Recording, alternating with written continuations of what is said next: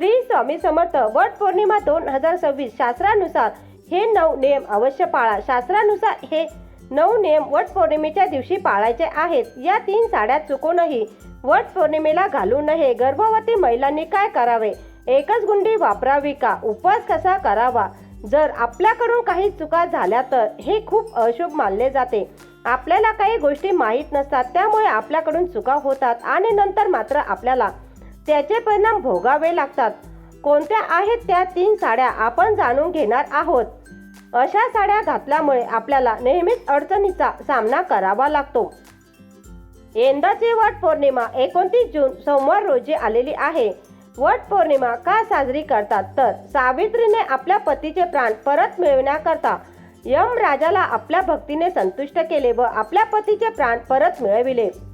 ज्या वृक्षाखाली तो पुन्हा जिवंत झाला ते झाड होते वडाचे आणि तो दिवस होता ज्येष्ठ पौर्णिमेचा म्हणजेच वट पौर्णिमेचा। त्यावेळी सावित्रीने वडाची मनोभावे पूजा केली।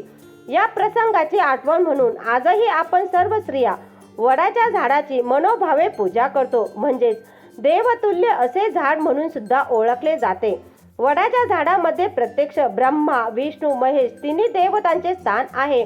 जेव्हा या आपण वट पौर्णिमेला वडाच्या झाडाची पूजा करतो तेव्हा आपल्याला त्रिदेवांचे पूजन केल्याचे पुण्यफळ सुख सौभाग्य प्राप्त होते। ब्रह्मा विष्णू महेश 3 देवता आपल्याला भरभरून आशीर्वाद देतात, म्हणून प्रत्येक सवासीन स्त्रीने वडाच्या झाडाची ज्येष्ठ पौर्णिमेला मनोभावे पूजा करावी। तसेच या वर्षीची वट पौर्णिमा 2026 तारीख ज्येष्ठ पौर्णिमा तिथी प्रारंभ 28 जून 2026 रविवार सकाळी 8:35 वाजता। ज्येष्ठ पौर्णिमा तिथी समाप्त 29 जून 2026 सोमवार सकाळी 8:48 वाजता। उद्या तिथीनुसार ज्येष्ठ पौर्णिमा 29 जून रोजी असल्यामुळे यंदा वट पौर्णिमा सोमवार 29 जून 2026 रोजी साजरी केली जाणार आहे। वट पौर्णिमा व्रत पूजा कधी करू नये? 28 जून 8:35 ला रविवार सकाळी 8:35 ही पौर्णिमा तिथी प्रारंभ होणार आणि दुसऱ्या दिवशी 29 जून 8:48 ही पौर्णिमा तिथी संपणार आहे। राहू काळ 29 जून रोजी सकाळी 6:44 ते 8:27 पर्यंत राहू काळ आहे। शास्त्रानुसार असं म्हटलं जातं की राहू काळामध्ये कोणतेही शुभ कार्य करू नये, त्यामुळे शक्यतो राहू काळामध्ये वडाची पूजा महिलांनी करू नये, म्हणजेच 8:27 नंतरची पूजा करणे अनिवार्य राहील। आपल्याला भोलेनाथाचा दिवस आहे। सौभाग्यवर्धक असे वट पौर्णिमेचे व्रत ठरणार आहे। सर्व महिलांनी या दिवशी सकाळी लवकर उठायचं आहे आणि वडाच्या झाडाची पूजा करण्या अगोदर काही महिला काय करतात, सकाळी लवकर उठतात आणि घाई करून वडाच्या झाडाची पूजा करून येत असतात, पण असं करू नका। महिलांना सर्व काही नीट व्यवस्थित करायचं आहे। आपल्याला तर या दिवशी असं लवकर उठायचं आहे, हळद टाकून आंघोळ करायची आहे, म्हणजे लक्ष्मी नारायण दोघेही प्रसन्न होतील। पूजा विधी साहित्य मुहूर्त या दिवशी कोणत्या शुभ रंगाच्या साड्या घालाव्या नेसाव्या, कोणत्या नेसू नये, कोणत्या रंगाच्या बांगड्या घालाव्या, कोणत्या घालू नये, गरोदर महिला असतील, मासिक धर्माच्या महिला असतील, काय करावं काय टाळावं, कोणते नियम पाळावेत, कोणत्या शुभ वेळी पूजा करावी व कोणत्या वेळी करू नये हे देखील सांगितलं आहे। हे आपण व्हिडिओमध्ये पाहणार आहोत। पुढे जाण्याआधी माझी तुम्हाला एक विनंती आहे की तुम्ही जर चॅनलवर नवीन असाल तर चॅनलला सबस्क्राईब करा आणि कमेंट बॉक्समध्ये श्री स्वामी समर्थ नक्की लिहा। आपल्या कुलस्वामींचे नाव जरूर लिहा। वडाच्या झाडाची पूजा केल्याने तिन्ही देवता प्रसन्न होतील। काही शारीरिक मानसिक त्रास असतील ते संपूर्णपणे नष्ट होतील। या दिवशी महिलांनी आंघोळ केल्यानंतर लगेच आपल्या देवघरात देवांची छानशी विधिवत पूजा करायची आहे। सोमवार आलेला आहे, आपल्या भोलेनाथाचा दिवस आहे। माता पार्वतीची सुद्धा छानशी विधिवत पूजा करा, तसेच माता लक्ष्मीची सुद्धा पूजा करा। मूर्ती असेल फोटो असेल पुसून घ्या। मूर्ती असेल तर छान पंचामृताने किंवा गाईच्या कच्च्या दुधाने अभिषेक करायचा आहे। मूर्ती छान देवघरात स्थापन करायचे आहे आणि कुलदेवीचा मंगल कलश सुद्धा या दिवशी जरूर भरा। त्याचबरोबर देवी आईची ओटी भरायची आहे। आता तुम्ही वट पौर्णिमेला देवी आईची ओटी खणा नारळाने नाही भरली तरीही चालेल, पण गहू आणि आंब्याने देखील ओटी भरली तरी चालेल. तुळशी मातेची पूजा करा. आपल्याला ज्येष्ठ पौर्णिमेला, वट पौर्णिमेला गव्हाच्या ओटीला खूप महत्त्व आहे. आपण इतर वेळी तांदळाच्या अख्ख्या तांदळाची ओटी भरत असतो. यावेळी ज्येष्ठ पौर्णिमेला सुद्धा आपण वडाच्या झाडाजवळ ओटी ठेवतो किंवा 5 बायकांना ओटी भरतो आंब्याने. तेव्हा गव्हाला खूप महत्त्व आहे. महिलांनो, या दिवशी गव्हाचाच वापर करा. आपल्या कुलस्वामींची ओटी भरताना, तुळशी मातेजवळ ओटी ठेवताना किंवा वडाच्या झाडाखाली ओटी भरताना, 5 बायकांची ओटी भरताना तुम्ही मोठमोठे असे गहू वापरायचे आहे. तांदूळ वापरू नका. गव्हाला खूप महत्त्व आहे. सोन्यासारखं सुख, ऐश्वर तुमच्या ओटी देवी आई साक्षात लक्ष्मी माता देईल, म्हणून गव्हाचाच वापर करायचा आहे. वडाचे झाड हे धार्मिकरित्या जितके महत्त्वाचे आहे तितकेच शास्त्रीय दृष्ट्या वडाचे झाड 100 वर्षापेक्षा जास्त काळ जगते. यामुळे त्यांचे सौभाग्य म्हणजेच पतीला दीर्घ आयुष्य लाभण्यासाठी हे व्रत मनोभावे करत असतात. वडाचे झाड हे 100 वर्षापेक्षा जास्त दिवस जगते.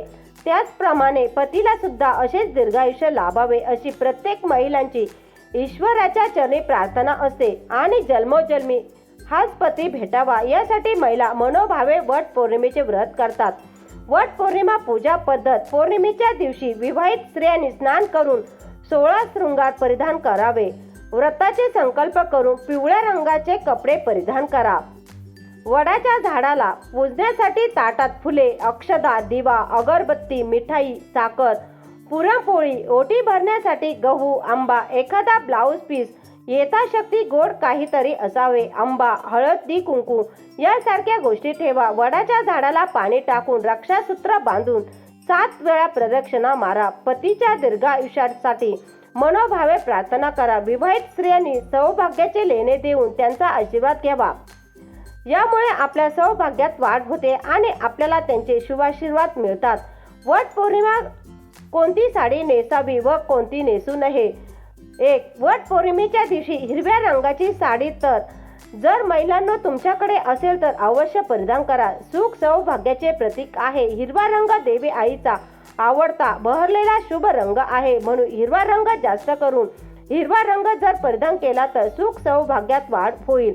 त्याचबरोबर तुमच्याकडे लाल रंगाची साडी असेल, पिवळ्या रंगाची साडी कुंकवाचा शुभ रंग आहे. प्रत्यक्ष माता लक्ष्मी, श्री हरी विष्णू, आपला गणपती बाप्पा यांचा प्रिय रंग आहे, म्हणून हे सुद्धा रंग तुम्ही परिधान करू शकता. त्याचबरोबर केसरी रंग आनंदाचा, उगवत्या सूर्यासारखा तेजस्वी रंग आहे. केसरी म्हणजेच ऑरेंज कलरची साडी असेल तुम्ही ती परिधान करू शकता. परंतु या दिवशी चुकून सुद्धा काळा रंग, पांढरा रंग या दिवशी परिधान करू नका. तसेच मासिक पाळीत वापरलेली साडी चुकूनही वट पौर्णिमेला घालू नये आणि सुतकमध्ये वापरलेली साडी देखील वट पौर्णिमेला घालू नये.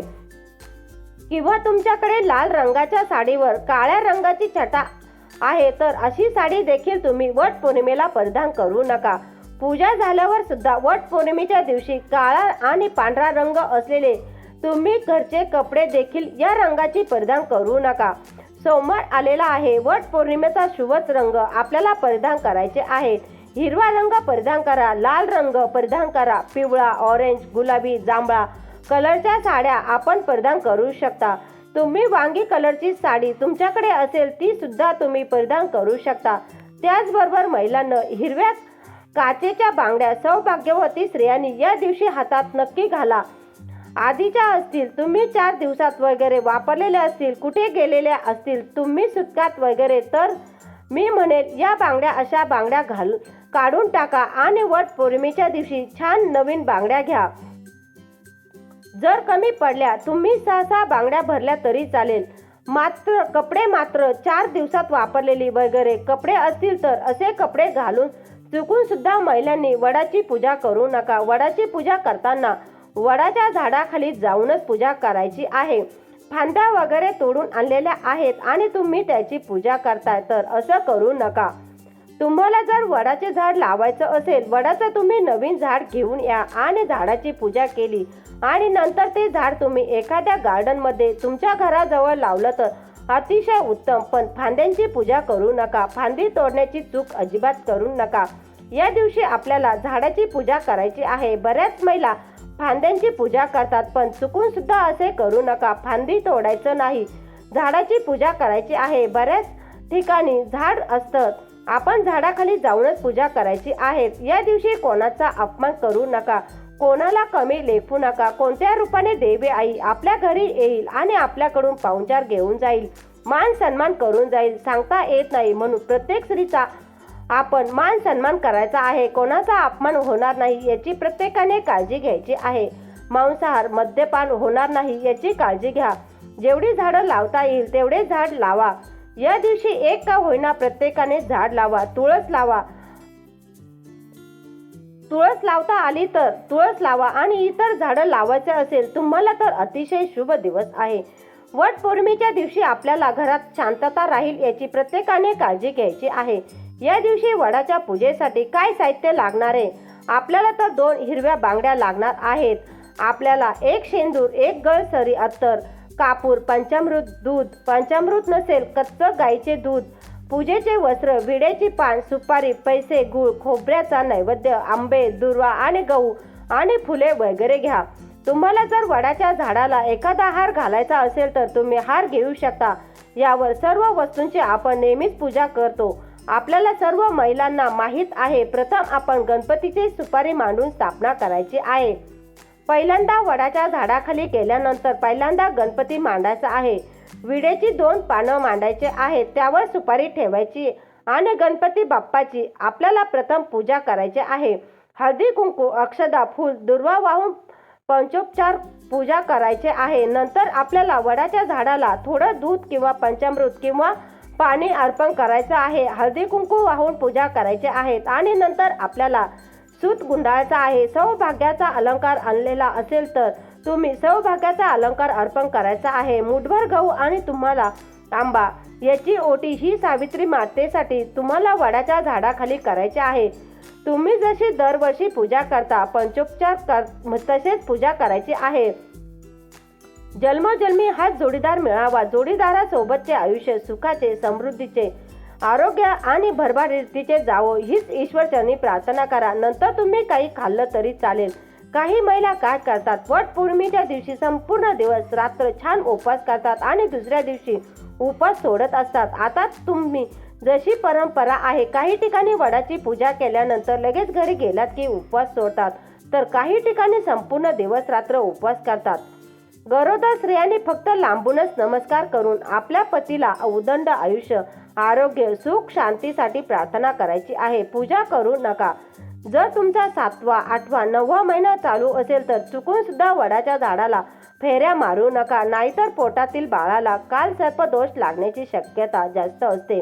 गरोदर महिलांनी पुढील वर्षी पूजा करायची आहे. या वर्षी पूजा करू नका आणि 1 ते 6 महिने झाले असतील तर तुम्ही वडाच्या झाडाखाली हळदी कुंकू, फूल वाहून नमस्कार केला तरी चालेल. कोणाची ओटी भरू नका तुम्ही आणि कोणाकडूनही ओटी भरूनही घेऊ नका.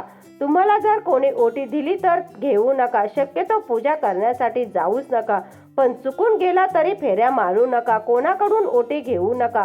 फक्त आपला जो दोरा आहे, सूत आहे, तो वरच्या झाडाला गुंडाळायचा असतो. तो सूत फक्त तिथे अडकून या, म्हणजे त्यातील दोऱ्यांमध्ये अडकवा आणि गुंडी अशी खाली सोडा. गरोदर महिलांनी हे नियम जरूर पाळायचे आहेत. आता महिलांना आपण सर्व स्त्रियांना वडाच्या झाडाखाली वट पौर्णिमेला गेल्यानंतर एकीचा सूतगुंडी दुसरीला देऊ नका. ही चूक अजिबात करू नका. मी काही ठिकाणी बघितले, 7 फेरे मारून घेतात, सुई तोडून घेतात आणि दुसरीला देतात. अशी चूक अजिबात करू नका. वडाला 7 फेरे मारताना 7 वेळा धागा गुंडाळायचा. उरलेला धागा सदगुंडी तसेच खोचून द्या की तोडण्याची, कापायची चूक करू नका. वडाची पूजा करताना बरोबर स्वतःचा धागा घेऊन झाडाखाली जा. आधी पूजेचे ताट तयार करायचं. सगळ्या वस्तू आहे का नाही काळजीपूर्वक बघा आणि त्यात खास करून स्वतःची गुंडी असायलाच हवी. बघा, अगदी सख्या बहिणी जरी असाल तुम्ही तरी एकमेकींनी स्वतःची गुंडी देऊ नका. एकमेकींना तर या काही गोष्टी आहेत त्या वट पौर्णिमेच्या दिवशी सर्वांनी पाळायच्या आहे. हा माहितीपूर्ण व्हिडिओ तुम्हाला आवडला असेल तर व्हिडिओला लाईक करून जास्तीत जास्त महिलांना शेअर करा, जेणेकरून त्यांना हा व्हिडिओ उपयुक्त ठरेल. तसेच हा व्हिडिओ शेवटपर्यंत पाहिल्याबद्दल मनापासून आभारी आहे. धन्यवाद. श्री स्वामी समर्थ. जय जय स्वामी समर्थ.